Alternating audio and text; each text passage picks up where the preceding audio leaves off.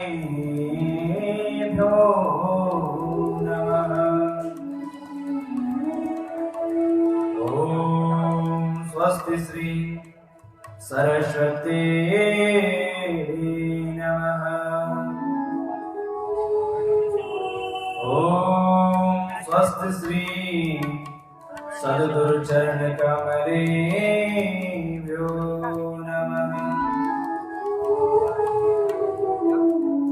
जन्माद्यस्य यतोऽन्वयादितरतः चार्थैस्सवेक्यस्वराट् तेने वारिमृतां यथा विनिमये यत्र त्रिशैर्गो मिषा नाम्ना स्वेन सदा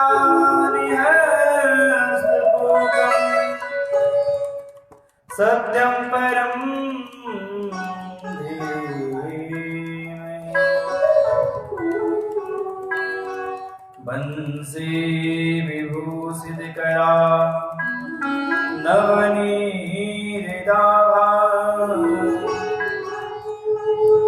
पीताम्बरादरुणबिम्बफलाधरष्टा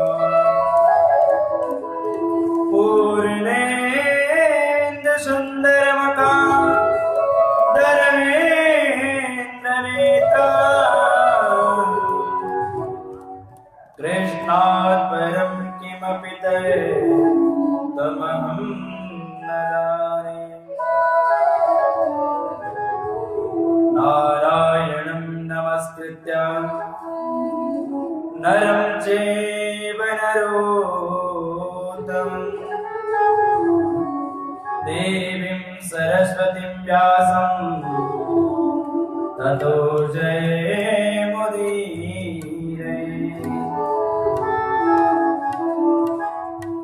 वरापीडं नटवरवपुं कर्णयो कर्णिकारं बिभ्रद्वासा कनककपिशं वेदयन्तीं च मालां रन्ध्रान् वेणुरधरसुधया पूर्णयन् गोपवृन्दे वृन्दारण्यं सभद्रमणं प्राविशद्गीतकीर्ति अश्वत्थाय सर्ववृक्षाणां देवर्षीणां च गन्धर्वाणां चित्ररथः सिद्धानां कपिलो मुनिः। सर्वमङ्गलमङ्गल्ये शिवे सर्वार्थसाधिके शरण्ये त्र्यम्बके गौरी नारायणी नमोस्तुते। जय जय श्री राधारमण जय जय नवल किशोर जय गोपी चित चोर प्रभु जय जय माखन चोर जय जय माखन चोर। बोल वृंदावन हरि लाल की सावरी सरकार की राधा रानी सरकार की जय जय श्री राधे जय जय श्री राधे जय जय श्री राधे श्याम।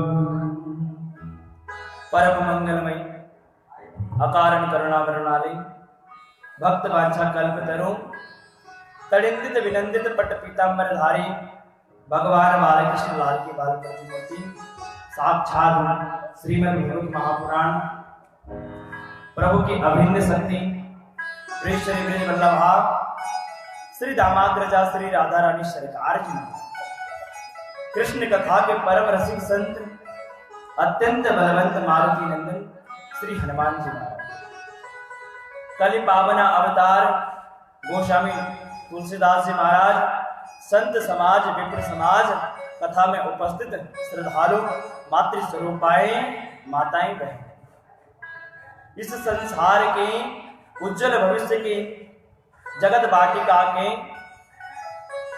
सुकुमार नन्हे मुन्ने बाल गोपाल आप लोगों के आग्रह एवं स्नेह से आज इस पंजाबी धर्मशाला के मध्य में शिव मंदिर के सानिध्य में इस श्रीमद् भागवत सप्ताह ज्ञान यज्ञ का द्वितीय दिवस प्रारंभ होने जा जिसमें आप और हम सब बड़ भागी क्योंकि जब तक गोविंद की कृपा नहीं होती है तब तक संसार में व्यक्ति को कथा सुलभ नहीं होती है। जब संसार में गोविंद की कृपा होने लगती है ना तब संसार में व्यक्ति को सत्संग प्राप्त होने लगता है। जब तक गोविंद की कृपा ना हो तब तक लोग सोचते थे बोले वहां पर कथा चल रही थी बोले जाना था कथा सुनने के लिए परंतु लोग घर में बैठे बैठे भूल जाते हैं कि कथा में भी जाना था। और जिन पर गोविंद की कृपा होती है ना यदि वो घर में भी बैठे हो ना यदि छुट्टी में नहीं मिल रही हो तो गोविंद उनकी छुट्टी दिलवा देते हैं बोले जाओ आज कथा सुनकर आओ। तो आज आप सब लोगों पे गोविंद की कृपा हुई तो आज आप सब लोग कथा श्रवण करने पर जिसमें सब लोग बड़ भागी हैं क्योंकि जब व्यक्ति के जन्म जन्मांतरों के कल्प कल्पांतरों के पुण्य सुकृत जब फलीभूत होते तब व्यक्ति को गोविंद की कथा सुनने को प्राप्त होती है। जब तक व्यक्ति के पुण्यों का फलीभूत नहीं होता है ना तब तक गोविंद को कथा सुनने को प्राप्त नहीं होती। इसलिए जितना हो सके जब हो सके गोविंद की कथा को सुनना चाहिए। आइए मन और वाणी को पवित्र करने के लिए कुछ भगवान नाम का आश्रय ग्रहण करें तदपश्चात कथा प्रसंगी को आगे केवल आप लोग श्रवण करेंगे। ओ हमारो धन राधा से राधा से राधा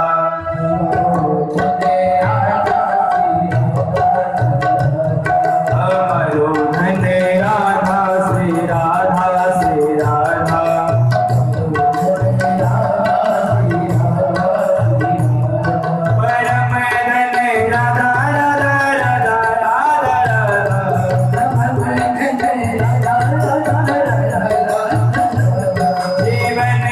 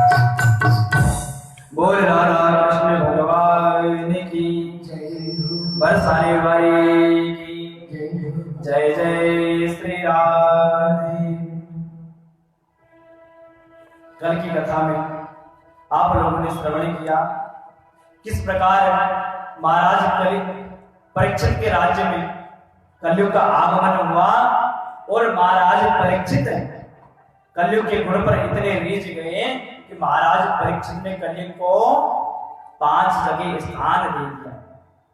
सबसे पहले स्थान दिया कृतम, जहां पर जुआ खेलते हैं। दूसरा स्थान दिया पानम, जहां पर मदिरा पान होता हो। और तीसरा स्थान दिया स्त्रियम, जहां पर गम्या अगम्या स्त्री का आगमन होता हो। और चौथा स्थान दिया सुना। सुना जानते हो आप किसको कहते हैं? जहां पर गौ हत्या हो, गोवध हो, उसे सुना कहते हैं। चौथा स्थान दिया सोने को, 5वां स्थान दिया स्वर्ण को।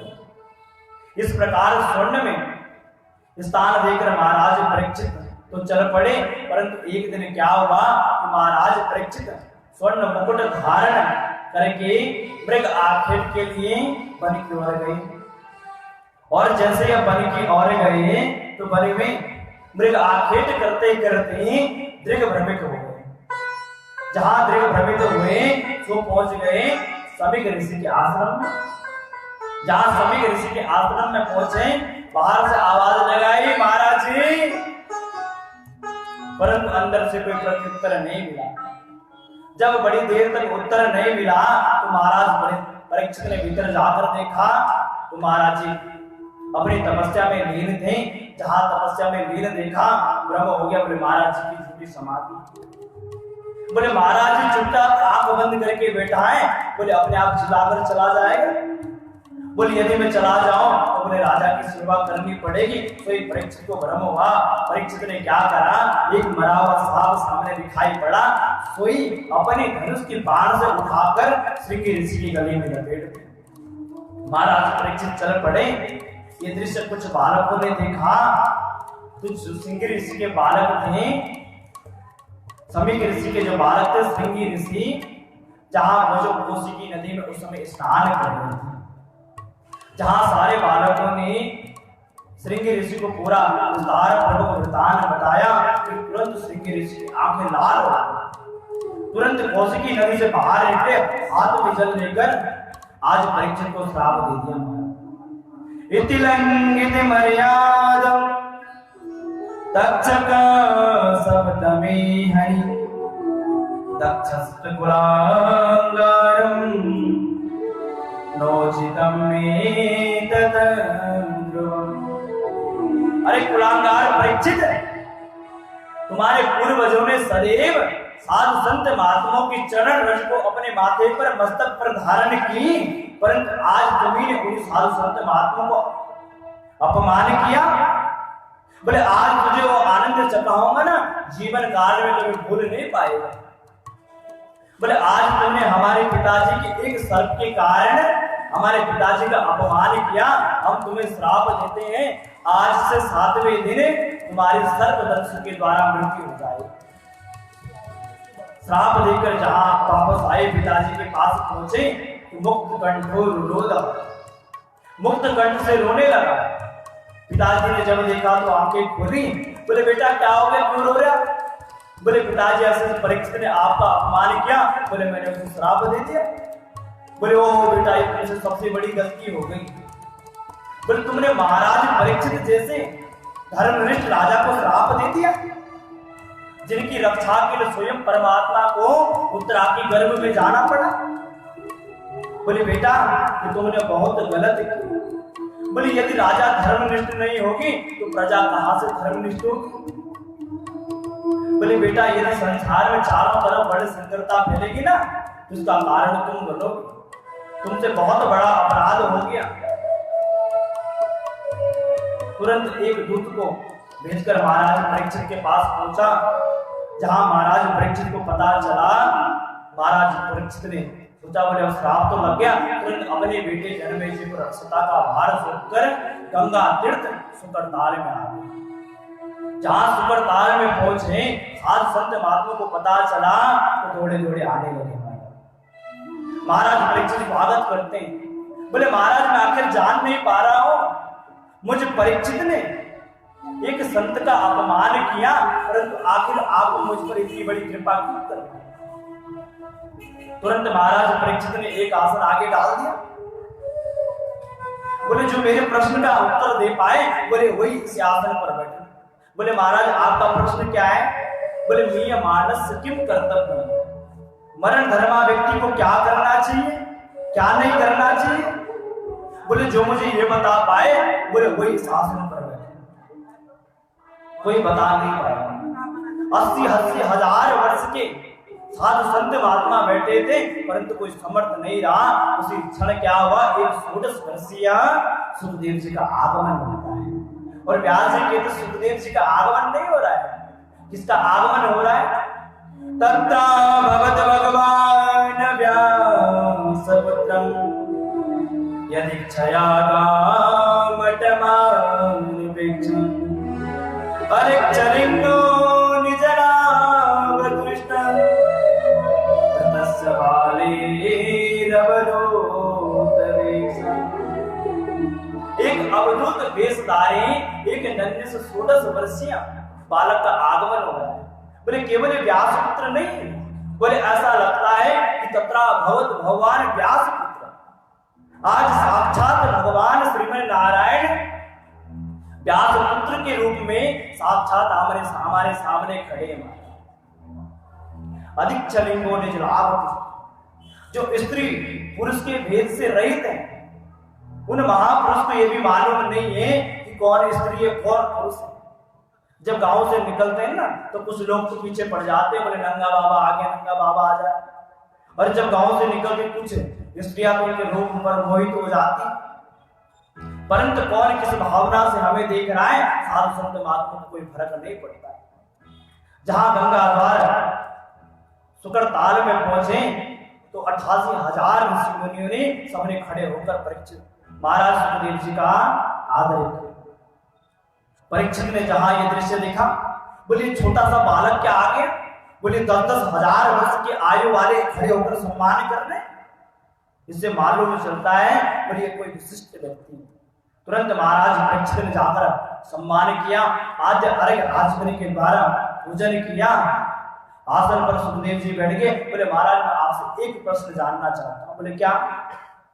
मीय मानस किम कर्तव्य, मरण धर्मा व्यक्ति को क्या करना चाहिए, क्या नहीं करना चाहिए? सुखदेव बाबा कहते बोले परीक्षित तुमने बहुत अच्छा प्रश्न किया। बोले अगर तुम्हारा व्यक्तिगत प्रश्न होता, बोले महाराज 7वें दिन में मरने वाला हूं, मुझे क्या करना चाहिए? बोले तुमने लोक हित कल्याण के लिए प्रश्न किया है। बोले मरने वाले सब हैं और 7 दिन के अंतर ही सबको मरना है, क्योंकि इस संसार का नाम है मृत्यु लोक। जो आया उसे जाना था उससे पड़ेगा, और जाना सबको 7 दिन में, क्योंकि दिन ही 7 है। सोमवार, मंगलवार, बुधवार, गुरुवार, शुक्रवार, शनिवार और रविवार। इन 7 दिनों के अंतर ही प्रत्येक जीव को काल रूपी व्याल का ग्रास होना है। सुखदेव बाबा के मुख से जो प्रथम अक्षर निकला, वो प्रथम अक्षर बकार ब्रह्म बीज का निकला। बयालीसते प्रश्न कितो लोक हितम आत्मवे सम्मत पुंसा श्रोतव्याय क्रिया। सुखदेव बाबा के मुख से जो प्रथम अक्षर निकला ना, वो बकार ब्रह्म बीज का निकला। बोले जिस व्यक्ति के अंदर जो भरा हुआ वही तो निकलेगा, जो व्यक्ति जो पढ़कर आया वही तो आपको सुनाएगा। तो सुखदेव बाबा के अंदर ब्रह्म तेज भरा हुआ है, साक्षात ब्रह्म का निरूपण भरा हुआ है। इसलिए बकार सबसे पहले अक्षर निकला, ब्रह्म बकार ब्रह्म तेज का अक्षर निकला। बोले महाराज मैं जानना चाहता हूं क्या करना चाहिए। बोले 7वें दिन में मरने वाला। बोले परीक्षित तुम्हारे पास तो 7 दिन है। बोले खटवांग नाम के राजर्षि थे, बोले उन्होंने तो एक मुहूर्त में मुक्ति को पा ली थी। तावे पपि कौरभ्यम सप्ताहम जीवितावधि। बोले तुम्हारे पास तो 7 दिन है। बोले क्या तुम 7 दिन में मुक्ति नहीं पाओगे? डॉक्टरों की बड़ी विशेषता होती है महाराज। कुछ डॉक्टर तो ऐसे होते हैं ना, बड़ी बड़ी बीमारी को चुटकी में सही कर देते हैं। बोले महाराज कुछ नहीं है, बोले छोटी सी बीमारी है, बोले 2-4 दिन रेस्ट करोगे, बोले ठीक हो जाएगा। और कुछ डॉक्टर ऐसे होते हैं ना, छोटी सी बीमारी हो ना, इतना बड़ा बना देते हैं कि बेचारा सुनकर उसको हार्ट अटैक पड़ जाता है। परंतु सुखदेव जी का आत्मविश्वास तो देखिए, बोले परीक्षित के 7 दिन कम होते। बोले महाराज सबसे पहले तो मुझे ये बताइए मुझे करना क्या चाहिए। सुखदेव बाबा कहते बोले परीक्षित सबसे पहले चितासन, आसन को जीतो। जब तक आप लोग आसन नहीं जीतोगे तब तक आप कथा नहीं सुन पाओगे। 2 मिनट हुए नहीं बैठते बैठते कमर दुखने लगती है, फिर पैर पसारने लगते हैं। इसलिए सबसे पहले आसन को जीतो, फिर प्राणायाम के द्वारा अपनी सांस को जीतो। प्राणायाम में कई पद्धतियां होती हैं, कुंभक, रेचक, पूरक आदि अपनी सांस पर कंट्रोल रखो। जब आपकी सांस आपके कंट्रोल में हो जाएगी ना, तब आप एक दिन ऐसा प्राणायाम चढ़ाओगे कि साक्षात परमात्मा को आपको मिलने आना पड़ेगा। फिर जित संगो जितेंद्रिय, इस संसार में असंग होकर अपनी इंद्रियों को जीतो। ये जो इंद्रिय रूपी घोड़े हैं ना, ये हमारे अनुसार चले, हम इनके अनुसार नहीं चले। अभी तो आप लोग कथा सुन रहे, थोड़ी देर में बाजार में घूमने चल जाते। पूरी राम कथा लिखने के बाद बाबा तुलसीदास जी अपने मन को डांटते थे। अस प्रभु दीन बंधु हरे, कारण रहित दयाल, तुलसीदास सटताहि भजे, छाड़ कपट जंजाल। अरे सट, अरे ढीठ, अरे ढीठ मन सट मन। बोले कहा एक तरफ तो आज भगवान की कथा को सुनकर इतना पुलकित हो रहा है, और दूसरी तरफ क्या कर रहा है, बोले जब भजन कीर्तन करने की बारी आती है ना तो बाजार में घूमने चला जाता है। इसलिए असंग होकर अपनी इंद्रियों को जीतो महाराज। फिर भगवान के 2 रूप हैं, स्थूल और सूक्ष्म। ये जो पूरा संसार है ना, ये भगवान का स्थूल रूप है। ये जो आप जो कुछ भी देख पा रहे हैं, जहां तक देख पा रहे हैं, ये परमात्मा का विराट बपू है। क्षत्रिय भगवान की भुजाएं हैं, शूद्र पैर हैं, वैश्य उरु हैं, और ब्राह्मण भगवान का प्रत्यक्ष मुख है। भगवान ने बड़ी सुंदर जीवन व्यवस्था की हमारे लिए। भोजन के लिए सुंदर पेड़ लगा दिए, और जल पीने के लिए बढ़िया पर्वतों में महाराज झरने गिरा दिए। परंतु व्यक्ति क्या करता है, विषयों में आसक्त होकर हमेशा सब कुछ को भूल जाता है। कोई परमात्मा का धन्यवाद तक नहीं करता है। इसलिए इस संसार में परमात्मा के विराट रूप का दर्शन करना चाहिए। और सूक्ष्म शरीर वह है जो दिखाई नहीं पड़ता है। परमात्मा सर्वत्र व्याप्त है, परंतु क्या किसी को दिखाई पड़ते? क्योंकि सबके आंख के ऊपर माया रूपी घूंघट पड़ा हुआ है। जब तक परमात्मा उस घूंघट को हटा ना दे, तब तक व्यक्ति शुद्ध बुद्ध होकर परमात्मा के दर्शन नहीं कर सकता। जैसे पुष्प के कण-कण में सुगंध होती है ना, क्या किसी व्यक्ति को दिखाई पड़ती है? तो क्यों नहीं दिखाई पड़ती है?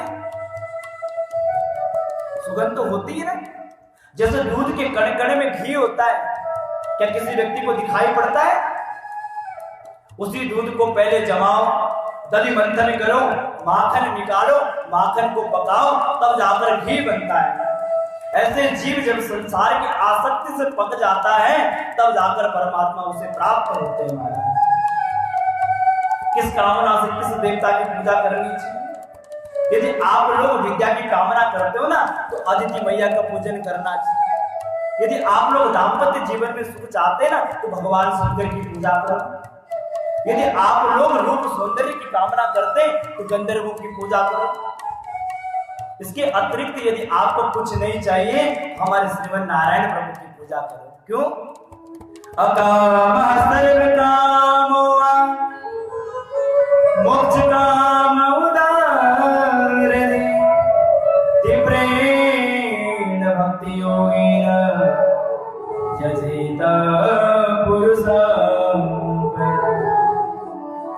व्यक्ति को इस संसार में कुछ नहीं चाहिए, उसे हमारे नारायण की पूजा करनी चाहिए।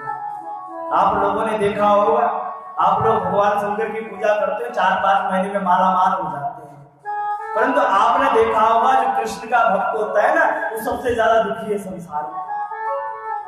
यदि आपको रोता हुआ कोई नजर आएगा ना, तो कृष्ण का भक्त आपको जरूर रोते हुए नजर आएगा। हमारे कन्हैया परम दुर्लभ है, ऐसे व्यक्ति को किसी को मिल नहीं जाते हैं। जब तक वो माया रूपी आवरण का हरण नहीं कर लेते हैं ना, तब तक गोविंद उसे प्राप्त नहीं होते। परमात्मा ने हमें बड़ा सुंदर मानव तन दिया, परंतु हम लोग क्या करते हैं, विषयों में आसक्त होकर इस मानव शरीर को समाप्त कर देते हैं। न खादन्ति न मोहन्ति किं ग्राम पशवो परि स्वविटवरा खरोष्णो सस्तुते पुरुष पशु। स्वविटवरा खर मानव को 4 उपमाएं दी गई महाराज। सबसे पहली उपमा दी पुष्ट। बोले आज धन क्या मिल गया, आज थोड़ा पद क्या मिल गया, बोले आज ऐसे अभिमान में चलता है, बोले बड़े बड़े लोगों को नमस्कार करने में शर्म आती है। तो ऊंट कहता बोले भैया चाहे कुछ भी बुला के चाल तो हमारी तरह चल रहा है, बोले हम भी गर्दन उठाकर चलते और तुम भी गर्दन उठाकर चल रहे हो। दूसरी उपाय दी गई बिट बिरहा, जंगली सुअर की। आजकल लोगों की ऐसी बुद्धि हो गई ना, बोले कहां से मिले, कितना मिले, बोले किधर से मिले, बोले बेईमानी से मिले, ईमानदारी से मिले, बोले सब इकट्ठा कर लो। ना जाने कितना बड़ा पेट है, कभी बढ़ता ही नहीं है। इसलिए व्यक्ति को दूसरी उपमा दी गई जंगली सुअर की, तीसरी उपमा दी गई कुत्ते की। बोले आजकल व्यक्ति क्या करता है, बोले किसी के पास थोड़ा धन आ जाता है ना, बोले आज ये इतना अमीर कैसे बन गया, बोले कल तक तो मेरे साथ पढ़ता था, बोले 2-4 साल में देखते देखते इतना अमीर बन गया, क्या तो उसे देखने का मन में नहीं करता है। एक बार क्या हुआ कि एक गली में कुत्तों में होड़ लगी। बोले जो उस गली के उस पार तक सबसे पहले पहुंचेगा, बोले वो कुत्ता सर्वश्रेष्ठ है। तो कुत्तों ने दौड़ना प्रारंभ किया, परंतु जिस गली में जाता है उसी गली में और कुत्ते भौंकने लग जाते हैं।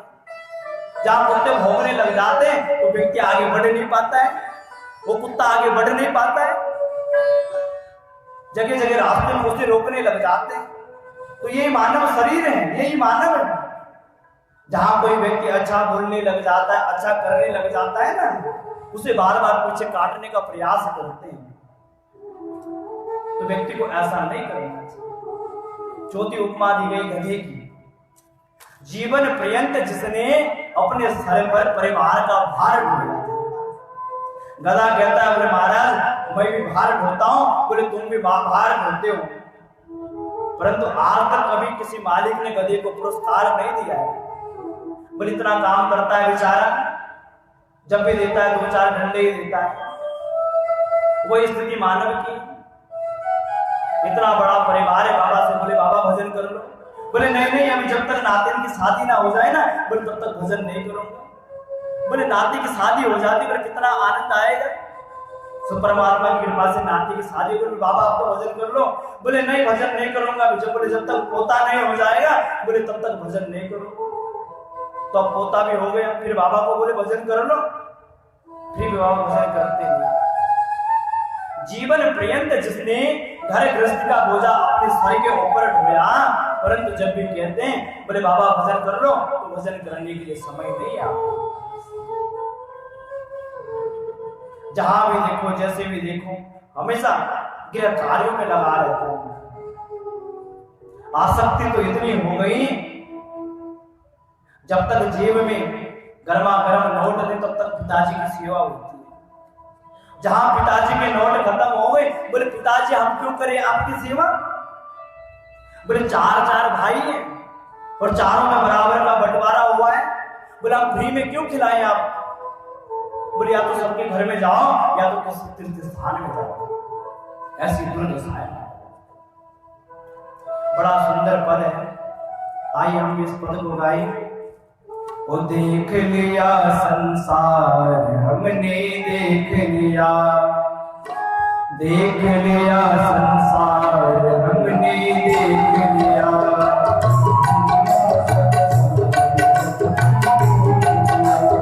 देख लिया संसार हमने देख लिया,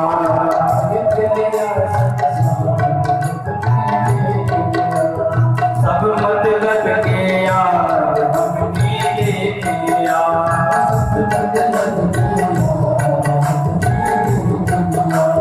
सब मतलब के यार हमने देख लिया। ताली बजाते हुए जय हो।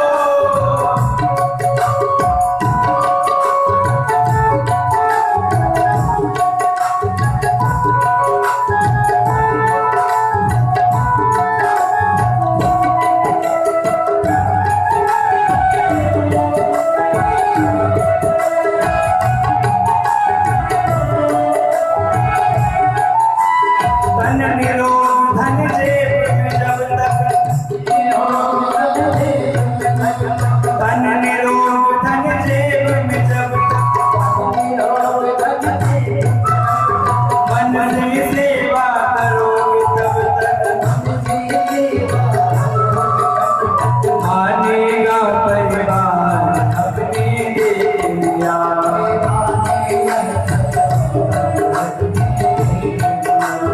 मानेगा परिवार अपने देख लिया।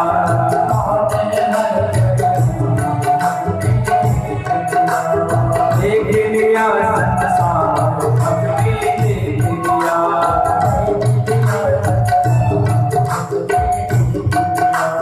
सब मतलब के यार अपने देख लिया।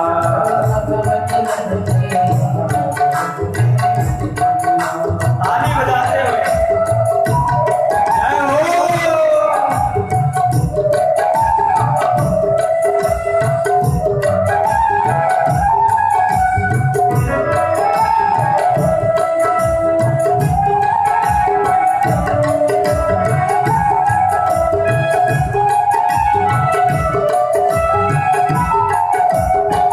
जिसका विश्वास किया है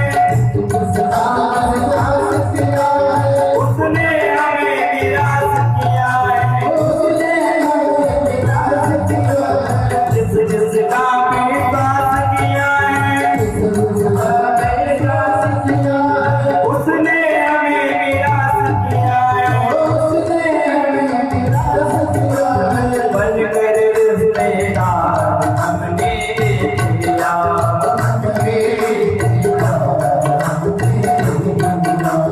बनकर रिश्तेदार हमने देख लिया।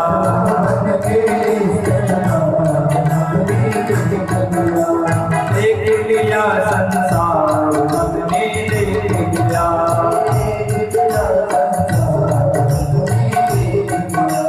सब मतलब के यार अपने देख लिया।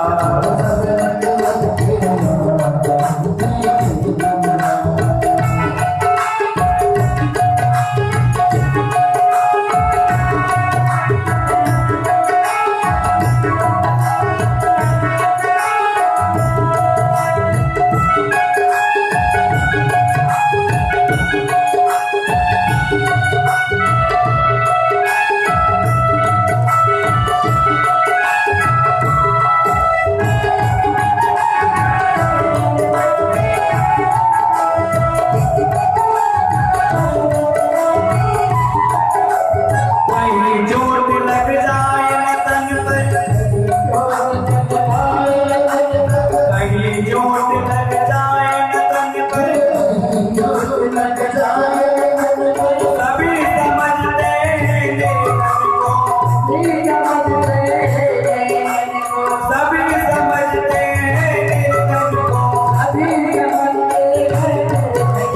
गिरते हुए दीदार हमने देख लिया।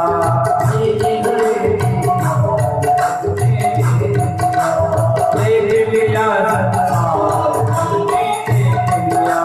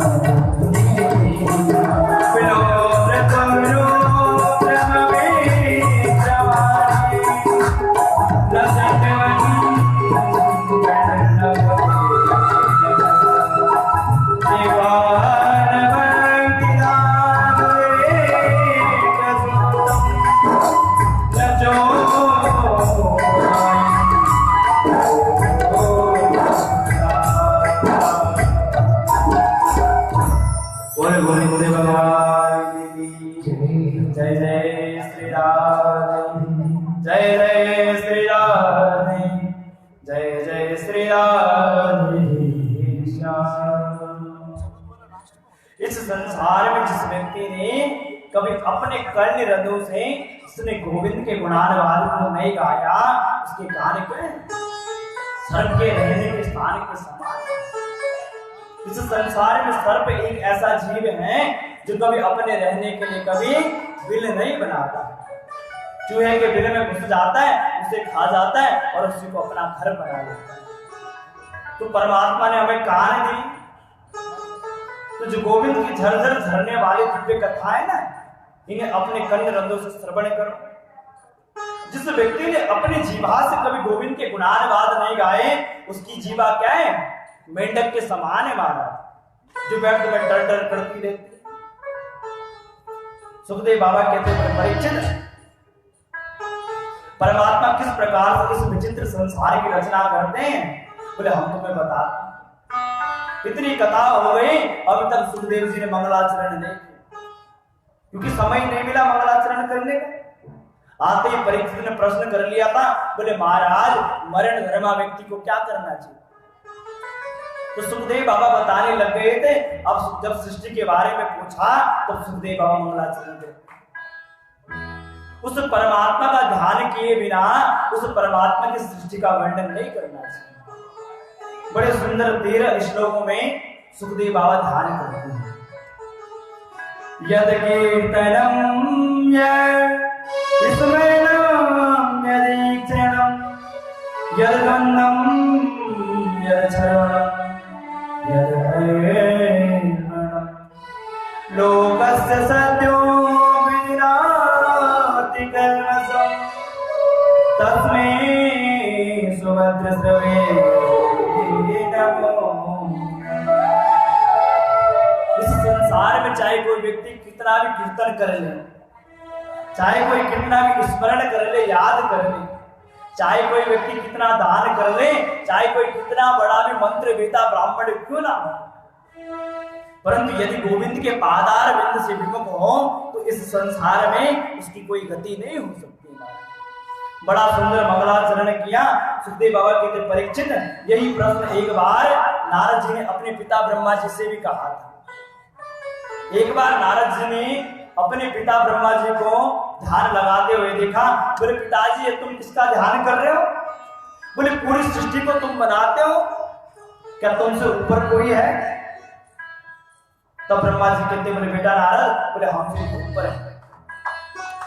बोले इस प्रकृति और पुरुष से परे हैं श्रीमन नारायण प्रभु। इस संसार में सबसे पहले श्रीमन नारायण प्रभु के नाभि से कमल और कमल से ब्रह्मा जी का प्राकट्य हुआ। जब ब्रह्मा जी का प्राकट्य हुआ तो ब्रह्मा जी सोचने लगे कोहम कोहम, मैं कौन हूं? तब ब्रह्मा जी के कान में सप्त ब्रह्म टकराया।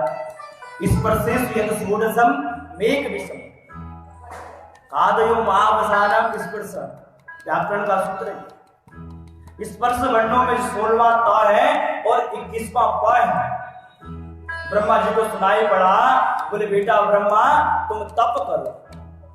तो ब्रह्मा जी तप में संलग्न हो गए और 10,000 दिव्य वर्षों तक तप किया। तब जाकर भगवान नारायण ने उनके हृदय में अपनी परम पवित्र वाणी को अवतरित किया। इसको कहते हैं, क्या कहते हैं महाराज बताइए? इसको कहते हैं चतुर्श्लोकी भागवत। ब्रह्मा जी कहते हैं अहमेवा समेवाग्रे नान्य सदपरम असारम यदेरच यो वसिष्ठेत सोऽस्म्य। भगवान कहते अहमेवा समेवाग्रे नान्यत् सद परम। ब्रह्मा जी केवल में अकेला था और केवल निष्क्रिय रूप से था। बोले प्रभु जब आप अकेले थे, बोले आपने इतने बड़े विचित्र संसार की रचना कैसे की? अरे भाई जब व्यक्ति के पास कुछ होगा बनाने के लिए तभी तो बनाएगा। बोले जब आपके पास कुछ नहीं था आपने कैसे बना लिया? अरे भाई जब सुनार के पास सोना होगा तभी तो बढ़िया गहने बनाएगा, जब कुम्हार के पास मिट्टी होगी तभी तो घड़ा सकोरा आदि बनाएगा। बोले जब आपके पास कुछ नहीं था, बोले आपने कैसे बना लिया? बोले इस संसार में जो कुछ मैं बना ना, बोले मैं स्वयं बना, और जो कुछ भी बनाया वो भी मैं स्वयं बना, मैंने अपने स्वरूप का विस्तार किया है। दूसरे श्लोक में कहते हैं हृदय यद प्रतीत न प्रतीत चात्मनि तद विद्यात्मनो माया यथा भासो यथा। बोले ब्रह्मा जी तुम मेरी माया के बारे में जान लो, बोले यदि तुम सृष्टि प्रक्रिया करोगे तो ये माया तुम्हारी बड़ी बलवती सहन होगी। माया का मतलब क्या है? मां में जो या में नहीं, जो इस संसार में नहीं है उसे तो प्रकट कर देती है, और जो इस संसार में है उसे छुपा देती है। यही माया का खेल है। यदि परमात्मा सब प्रत्येक जीव को माया से मुक्त करवा देना तो परमात्मा का तो व्यापारी ठप हो जाएगा। इसलिए ब्रह्मा जी बोली जो मेरी माया है ना ये बड़ी बलवती है माया, इस संसार में किसी को नहीं छोड़ती महाराज। सब जग को रहे नचाए हरि माया जादूगरनी, सब जग को रहे नचाए हरि माया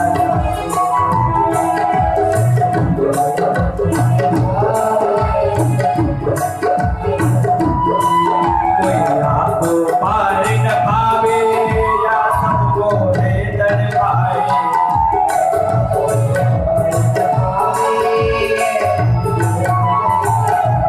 सब जग को रहे नचाए हरि माया जादूगरनी।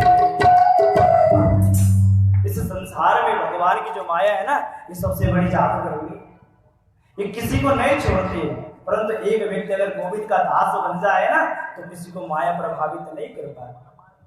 माया को सब कोई भजे माधव भजे न कोई, जो कदा माधव भजे माया चेरी हो।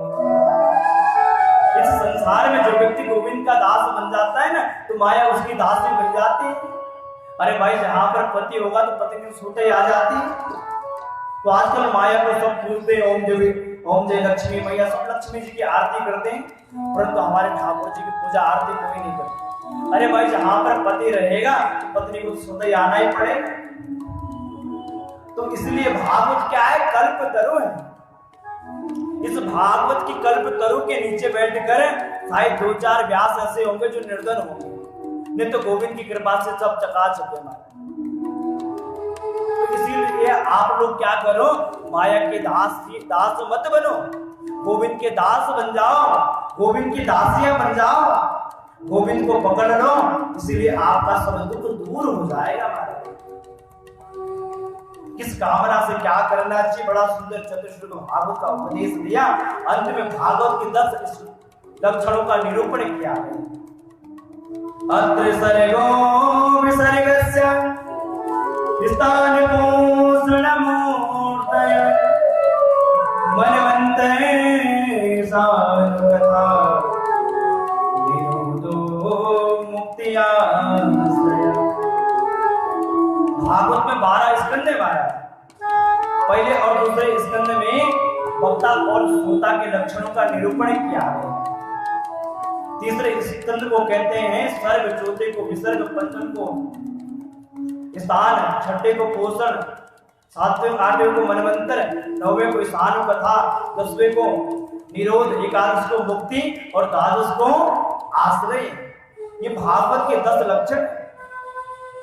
बोले महाराज संसार में परमात्मा बड़ी विचित्र रचना करते हैं। बोले परमात्मा ने सबसे पहले किसकी रचना की?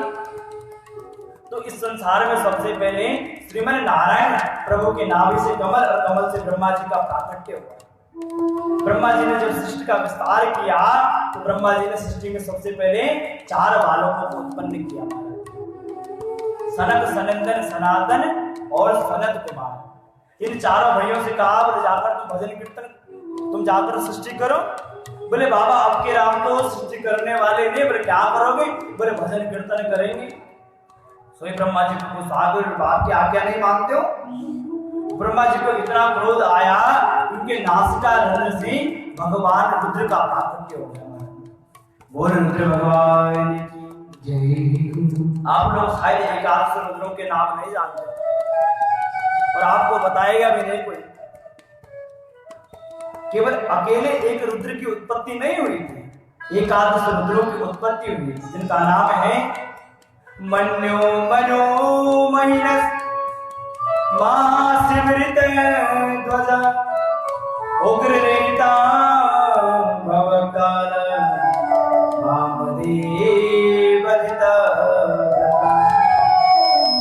केवल 1100 रुद्र अकेले उत्पन्न नहीं हुए थे, उनके साथ उनकी पत्नियां भी उत्पन्न हुई थी। उनके नाम है घीव्रती रुसानीमा न्युत सर्पीलांबिका सुदावती सुदा साक्षी रुद्राणी रुद्र स्त्रिया। ये भगवान शंकर की 11 पत्नियां, सबके लिए अलग अलग रहने के स्थान बनाए गए। अब की बार ब्रह्मा जी ने 10 पुत्रों को उत्पन्न किया। मरीचि, अत्रि, अंगिरसो, पुलस्ता, पुलह, क्रतु, ब्रह्मो, वसिष्ठ, दक्षस्य, दशमस्त्रिना। अत्रि, वशिष्ठ, पुलह, क्रतु और 10वें नंबर के हैं नारद जी। जाकर इनसे कहा बोले जाकर तुम सृष्टि करो। बोले बाबा हम तो सृष्टि तो करेंगे, परंतु सृष्टि कहां पर करें?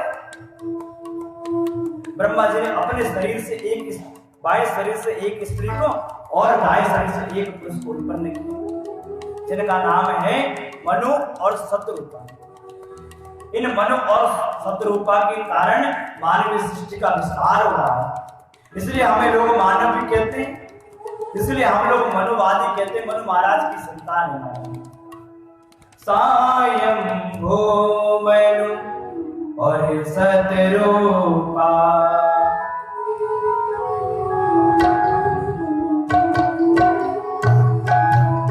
सायंभो मनु और शतरूपा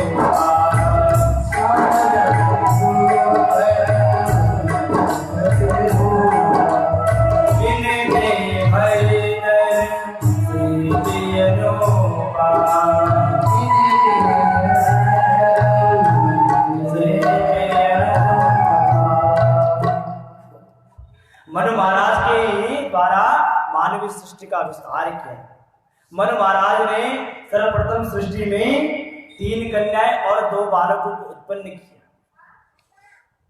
प्रियवतो तान पादो दृष्ट कन्या च भारत आपुत्र देवभूतिश्च प्रसूति। मनु महाराज की जो मदनी बेटी देवभूति थी ना, उनका विवाह कर्दम जी के साथ हुआ। तुरंत मैत्रेय जी ने प्रश्न किया, बोले महाराज मैंने सुना है कि जो मनु महाराज की बेटी देवभूति थी वो यमादि लक्षणों से परिपूर्ण थी, किस प्रकार से कर्दम जी ने उनका पाणिग्रह संस्कार किया? बोले जरा विस्तार पूर्वक बताइए। मैत्रेय जी कहते हैं विदुर जी ये उस समय की बात है जिस समय ब्रह्मा जी को सृष्टि करनी थी। तो ब्रह्मा जी जाकर कर्दम जी से बोले कर्दम जी, बोले जाकर तुम विवाह कर लो। बोले हम विवाह नहीं करने वाले। बोले हम विवाह करके क्या करेंगे? तो भगवान नारायण ने कर्दम जी को समझाया। बोले कर्दम जी तुम विवाह कर लो, हम तुम्हारे पुत्र बनकर तुम्हारे घर में आएंगे।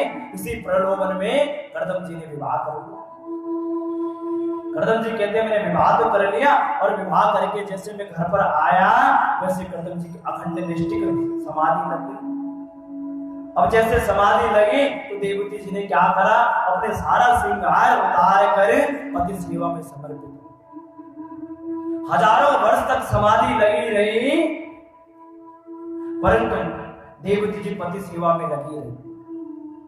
10,000 दिव्य वर्षों के बाद जब करदम जी की समाधि खुली, करदम जी ने देखा, बोले देवी जी आप कौन हो? बोले वाह महाराज, आप समाधि क्या लगाई, हमें भूल गए? बोले हम आपकी धर्म पत्नी है। बोले अच्छा हाँ याद तो आया, बोले हमारा विवाह हुआ था। बोले हम तुम्हारी सेवा से बड़ी प्रसन्न हैं। तुष्टो मध्यम तब विमानिदाय सत्सया परमया परया यो देहिना मयमति स्वेदनेषु नावेक्षितं समस्तं सवितं मनति। अरे मानवी मनुपुत्री, आज हम तुम्हारी सेवा से इतने प्रसन्न हैं, मांगो हम तुम्हें वरदान देना चाहते। बोले क्या वरदान चाहते? बोले इस संसार में प्रत्येक स्त्री को अपना शरीर बड़ा प्रिय होता है, परंतु देवी जी तुमने अपने शरीर पर तनिक भी ध्यान नहीं दिया, अपने सारे आभूषण को उतार कर हमारी सेवा में संलग्न हो, इसलिए हम तुम्हारी सेवा से बड़े प्रसन्न हैं। बोले मांगो क्या चाहते हैं? बोले महाराज मुझे क्या करना है मांग कर? बोले मैं आपकी धर्म पत्नी हूँ। बोले यदि आप कुछ देना चाहते हो, बोले मैं चाहती हूँ कि हमारा कोई पुत्र हो जाए। बोले ठीक है देवी जी। तुरंत करदम जी ने क्या किया, हाथ में जल लिया और जैसे संकल्प किया कि कामक नाम का विमान प्रकट हो गया। प्रियाया प्रियमन्विच्छन् कर्दमो योगमास्थितम् विमानं कामकं छत्रा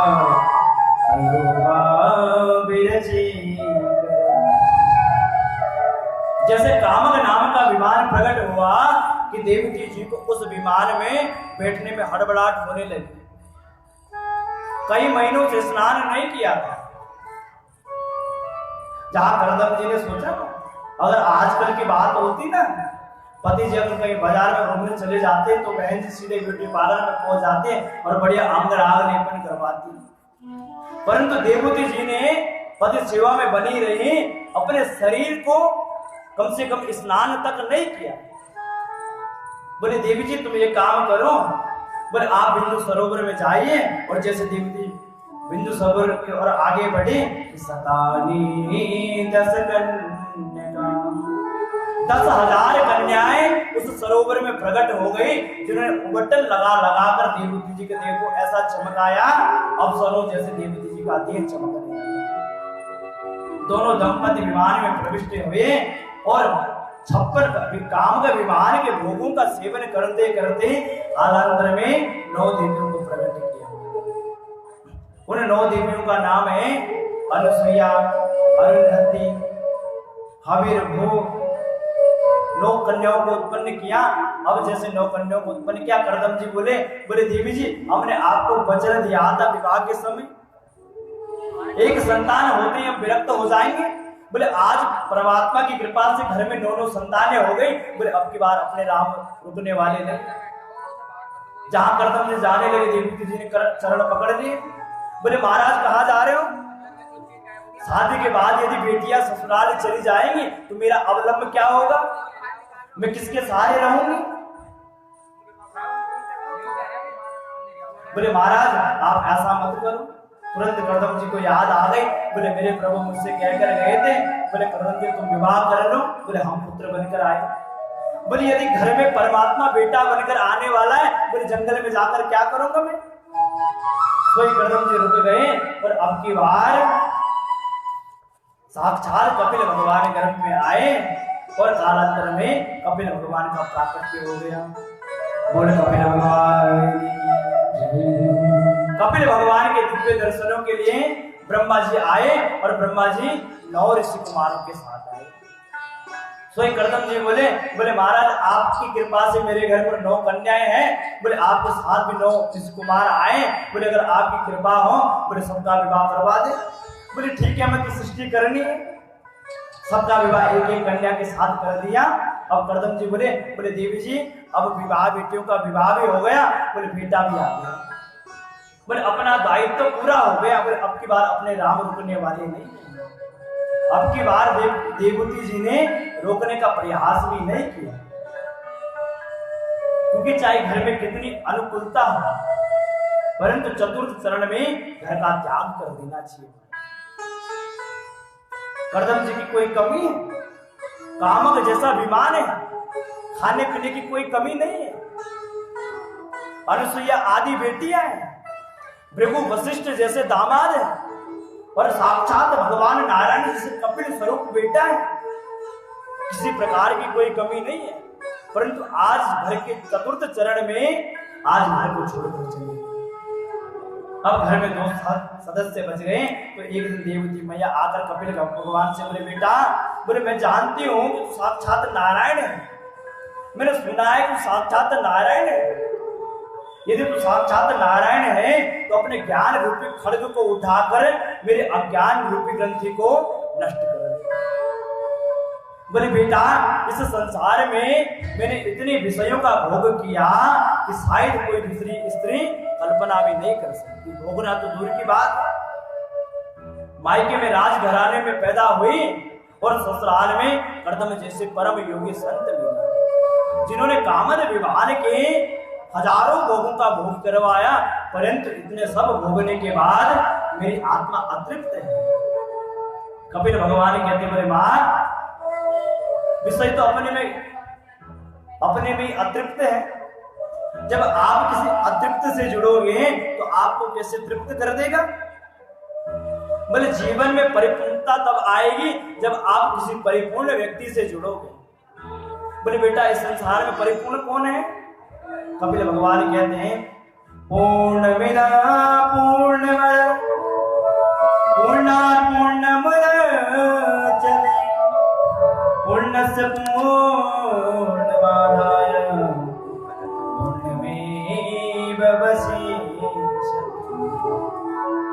बोले मां इस संसार में केवल परिपूर्ण केवल गोविंद है, गोविंद के अतिरिक्त इस संसार में कोई भी व्यक्ति परिपूर्ण नहीं है। बोले जब तक आप किसी परिपूर्ण से नहीं जुड़ोगे तब तक जीव का कल्याण होने वाला नहीं है। देवहूति कहती बोले बेटा मैं तुम्हारी शरण में हूं, मेरे अज्ञान रूपी ग्रंथि का भेदन करो। त्वं तागताहं शरणं शरण्यं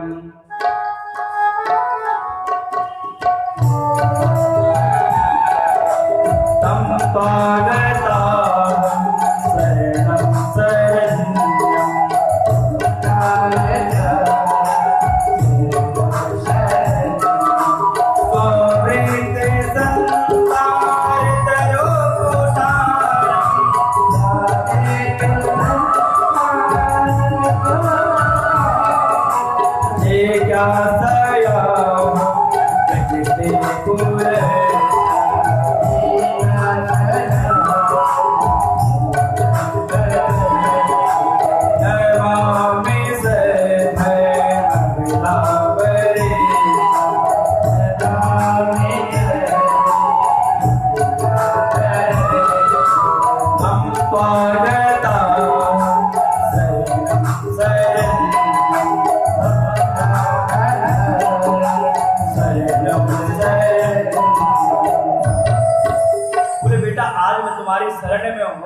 बोले मेरे अज्ञान रूपी वृक्ष की ग्रंथि का भेदन करो।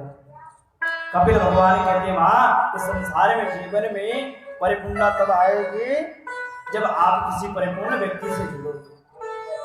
बोले मां ये मन है ना, ये सबसे बड़े बंधन का कारण है। मन एवं मनुष्याणाम कारणम बंध मोक्ष। बोले मां ये तुम्हारा मन है ना, इसको तुमने संसार की तरफ मोड़ रखा है, इसलिए तुम्हें बांध नहीं लगता है। बोले इस संसार इस मन को जब तक तुम परमात्मा की ओर नहीं मोड़ोगे तब तक किसी का कल्याण नहीं हो सकता। देखो माता जी ये चाबी है, आपने इस चाबी को इधर घुमा दिया ताला बंद और इधर घुमा दिया तो ताला खुल गया, बस मोड़ने का अंतर है। आप अपने मन को परमात्मा की ओर मोड़िए, आपका कल्याण हो जाएगा। बोले बेटा मैं अपने मन को मोड़ना चाहती हूँ, परंतु अपने मन को मोड़ूं कैसे? कपिल भगवान कहते बोले माँ इसका उपाय है संतों का संग करो, सत्संग करो। जब तक आप सत्संग नहीं करोगे तब तक आपका मन नहीं हो सकता। बोले बेटा सत्संग तो करें परंतु किसका सत्संग करें? बोले आजकल तो बाजार में बहुत सारे संत मिलते हैं। बोले संतों के लक्षण क्या है, संतों के गुण क्या होते हैं? कपिल भगवान कहते हैं मां संतों के 5 गुण होते हैं। तिथि छवका सुरद सेव दीना अजात सत्रवा शांता साधव साधु। संतों का पहला लक्षण होता है तितिक्षा, द्वंद्वों को सहन करना संतों का पहला लक्षण होता है। इन्हें आप माला पहना दो तो ज्यादा खुश नहीं होते हैं, यदि धक्के मारकर घर से बाहर निकाल दो फिर भी बुरा नहीं पाते, क्योंकि आत्मस्थ है, अपने में स्थित है। आप और हम में से कोई अपने में स्थित नहीं है, इसलिए हम लोग बीमार होते हैं। संत लोग आत्मस्थ होते हैं। संत संसार में यदि कभी भी चिंतातुर दिखाई पड़ता है तो अपने लिए नहीं, दूसरों के कल्याण के लिए। क्यों? परहित सरिस धर्म नहीं भाई, पर पीड़ा सम नहीं अधिभाई। क्योंकि संतों के हृदय में करुणा होती है। कारुण्य का दूसरा लक्षण है करुणा। इस संसार में संतों के हृदय में करुणा होती है, इसलिए संत किसी से लड़ाई झगड़ा नहीं करते। और सूर्य सर्वदेही, इस संसार में जितने भी देहधारी है ना सबको अपने समान मानते हैं। जितना दर्शन भगवान का मूर्ति में करते हैं उतना ही प्रत्येक व्यक्ति में करते हैं। देखो हमारे शरीर में बहुत सारे अंग हैं, आंख नाक कान त्वचा जीभ दांत, क्या हम इनको अलग मानते हैं? कभी कभी क्या होता है भोजन करते करते जीभ दांतों से कट जाती है, तो क्या हम दांतों को अलग मानते हैं? यदि हम दांतों को अलग मानते हैं तो आज तक किसी व्यक्ति ने हथौड़ा लेकर 2-4 दांतों को टपकाया? तो क्यों नहीं टपकाया? क्योंकि प्रत्येक व्यक्ति जानता है दांतों से जीभ कट गई, बोले दर्द हो रहा है, बोले दांतों को तोड़ दे, बोले दर्द और ज्यादा हो जाएगा। इसलिए संत जानते हैं, बोले यदि हम किससे वैर करेंगे, बोले प्रत्येक व्यक्ति परमात्मा का स्वरूप है। सिय राममय सब जग जानी, करो प्रणाम जोर जुग पानी। इसलिए प्रत्येक व्यक्ति को परमात्मा के सदिश मानते हैं, इसलिए अजात शत्रु, संतों का कोई शत्रु नहीं संसार में। बोले माँ जब तुम ऐसे संतों का संग करोगे तब क्या होगा? मेरे प्रति श्रद्धा रति भक्ति उत्पन्न होगी। जब तुम ऐसे संतों का संग करोगे तो इतनी महिमा सुनाएंगे, नाम महिमा, रूप महिमा, धाम महिमा, ज्ञान महिमा, प्रभाव महिमा, इतनी महिमा सुनाएंगे। उन महिमा को सुन सुनकर आपके मन में मेरे प्रति सच्ची श्रद्धा उत्पन्न हो जाएगी। जब तक आपके मन में श्रद्धा उत्पन्न नहीं होगी तब तक कोई गोविंद को जान नहीं सकता है, चाहे कोई कितना बड़ा व्यक्ति क्यों ना हो। अभी हमारे बीच में आ जाए बैठ जाए तब तक हम उसे प्रणाम नहीं करेंगे जब तक उससे जान पहचान ना हो, क्योंकि जाने बिन हो ही नहीं प्रीति, बिन जाने हो ही नहीं प्रतीति। जब तक कोई व्यक्ति की जान पहचान हमसे नहीं हो जाती है तब तक व्यक्ति उसको प्रणाम नहीं करता है। जहां जान पहचान हुई वहां राम राम शुरू होती है। तो जब तक आपका गोविंद से कनेक्शन नहीं जुड़ेगा तब तक आपके अंदर गोविंद की कृपा रूपी करंट आपको प्राप्त नहीं हो सकती। यदि आपको गोविंद की कृपा रूपी करंट प्राप्त करनी है तो अपना कनेक्शन आपको गोविंद से जोड़ना पड़ेगा। इसका सबसे सरल उपाय है संतों का संग करो। कपिल भगवान कहते हैं मां क्या करना चाहिए? सबसे पहले क्या करना चाहिए? सुचो देशो प्रतिष्ठाप्य स्थिर मासन मासन, ना तो शीतम ना तो नीचम चेलाजिन कुशोतम। सबसे पहले पवित्र भूमि का चयन करना चाहिए, क्योंकि भूमि का प्रभाव, जो भूमि का प्रभाव मन पर पड़ता है। उसके बाद आसन लगाकर बैठना चाहिए।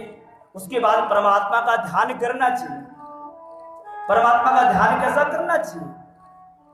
आज तो लोग मंदिर में जाते सबसे पहले परमात्मा का मुख देखते हैं, सबसे गलत बात है। यदि परमात्मा का ध्यान करना चाहिए तो सबसे पहले चरणों में देखना चाहिए। जब आप परमात्मा के चरणों में देखते हैं ना, तो परमात्मा के चरणों के ऊपर कुछ चिन्ह बने हैं, ब्रज अंकुश आदि। परमात्मा के चरणों में जो लाल, परमात्मा के जो चरण हैं वो 3 प्रकार के, लाल लाल तलवे हैं, श्वेत श्वेत ऊपर का भाग है और बीच में काली मां प्रकट हो रही है। साक्षात त्रिवेणी परमात्मा के चरणों में प्रकट हो रही है।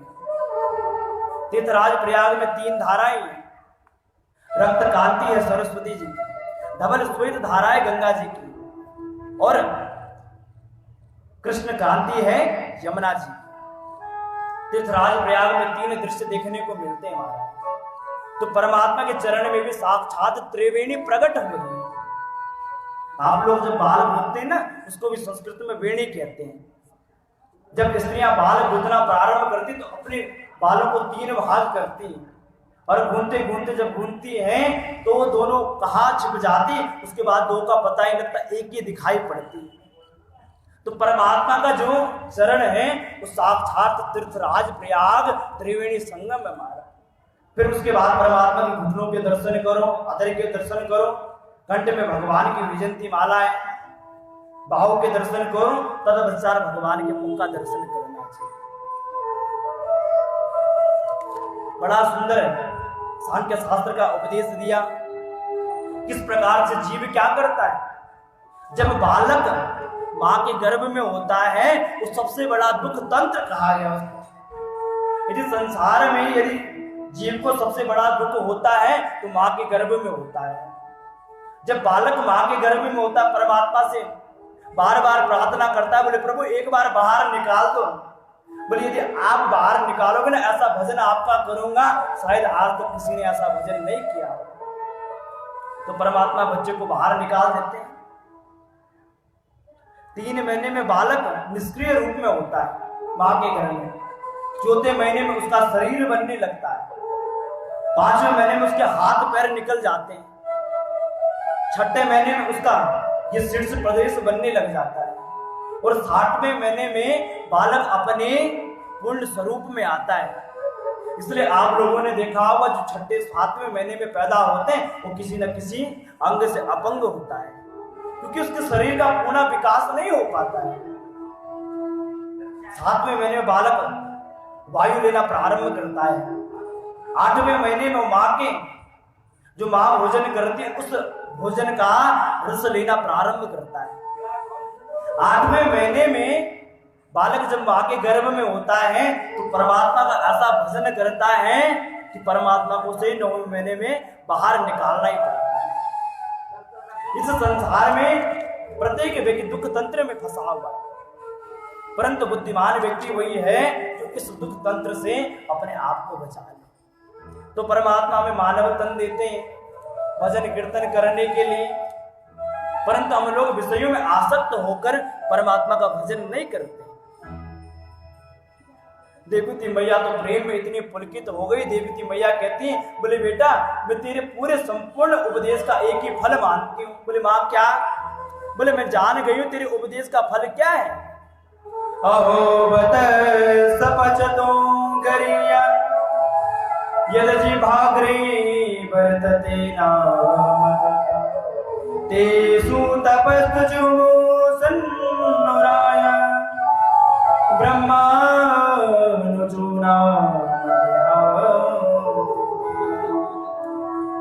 चाहे कोई व्यक्ति कितना बड़ा दानी क्यों ना हो, चाहे कोई कितना बड़ा वैदिक ब्राह्मण क्यों ना हो, परंतु यदि गोविंद के चरणों से विमुख है तो व्यक्ति मेरे लिए नीच अधम से भी अधम है। चाहे कोई व्यक्ति चांडाल क्यों ना है, परंतु उसकी वाणी में यदि स्वतः गोविंद के गुणानुवादों का गायन होता हो तो व्यक्ति मेरे लिए सर्वश्रेष्ठ है। देवती मैया तो प्रेम में पुलकित हो गई और उनका शरीर पिघल गया जो सिद्धि प्रदा नाम की नदी हुई। कपिल भगवान भी उठकर चल पड़े और गंगा सागर में पहुंचे। सागर ने कपिल भगवान का स्वागत किया, सागर के बीच में आसन लगा लिया और गंगा सागर में विराजमान। आज भी मकर संक्रांति के दिन आप लोग कपिल भगवान के दिव्य दर्शनों के लिए गंगा सागर जाते हैं। और सबसे बड़े सौभाग्य की बात तो है जिन कपिल भगवान का आप चरित्र सुन रहे हैं वो हमारे इष्ट है, वो हमारे इष्ट देव हैं। इसलिए जब भी मैं कथा प्रारंभ करता हूं तो अपने इष्ट का मंगलाचरण जरूर करता हूं। पूरे शरीर का कपिल भगवान के पूरे उपदेश का माता देव होती एक ही सार निकालती है। पूरे नाम संकीर्तन एक कपिल भगवान के उपदेश का पूरा सार है। आइए हम भी नाम संकीर्तन करें, उसके बाद कथा प्रसंग आगे को श्रवण करें। अरे होई गए भव से पार लेकर नाम तेरा,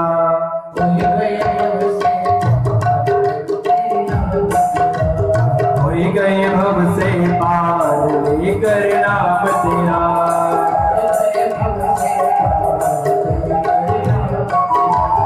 नाम तेरा प्रभु नाम तेरा,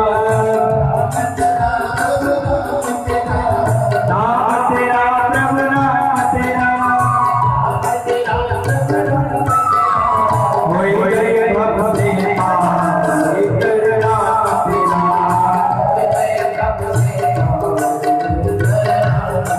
ताली बजाना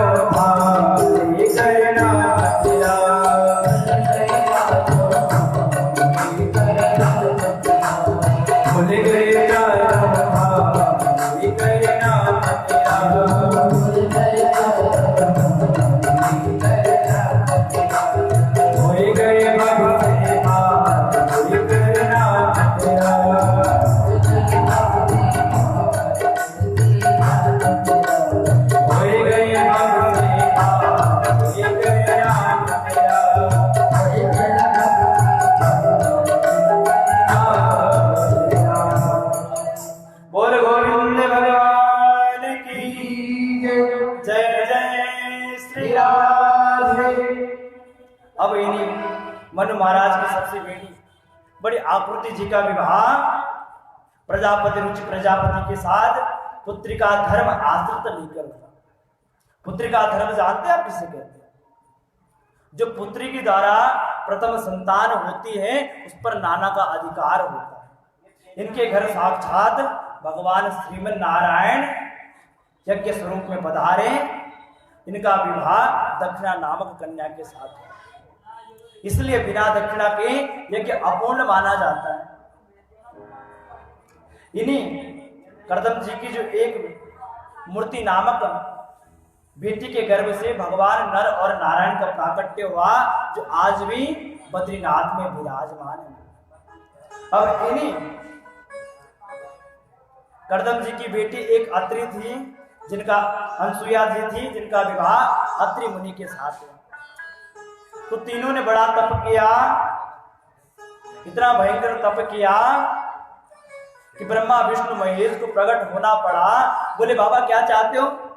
बोले महाराज हम आपसे पुत्र चाहते हैं। तो तीनों ने तथास्तु कह दिया। तो फल स्वरूप तीनों को बेटा बनकर आना पड़ा। सोमो भूत ब्रह्मण से दत्तो विष्णु स्तुयो गवि दुर्वासा संकरो सांसो निभूता निरसा। ब्रह्मा जी के अंश से चंद्रमा का जन्म हुआ, भगवान नारायण के अंश से दत्तात्रेय मुनि का जन्म हुआ और भगवान शंकर के अंश से दुर्वासा मुनि का जन्म हुआ। इन्हीं मनु महाराज की जो सबसे छोटी बेटी थी प्रसूति जी, इनका विवाह दक्ष प्रजापति के साथ हुआ। दक्ष प्रजापति की 16 कन्याएं हुई, उनमें से 13 दक्ष तो धर्म के साथ भी आए, 2 ताक्ष नामधारी कश्यप के साथ भी आए और 2 देवताओं के साथ भी आए। एक बेटी भगवान शंकर के साथ भी आई, जिनका नाम था सती देवी। परंतु भगवान शंकर के साथ विवाह करके इन्होंने कोई संतान भी उत्पन्न नहीं कर पाया। तुरंत विदुर जी ने पूछा, बोले महाराज सम कल्याणम करोति शंकर, इस संसार में भगवान शंकर समस्त जगत का कल्याण करने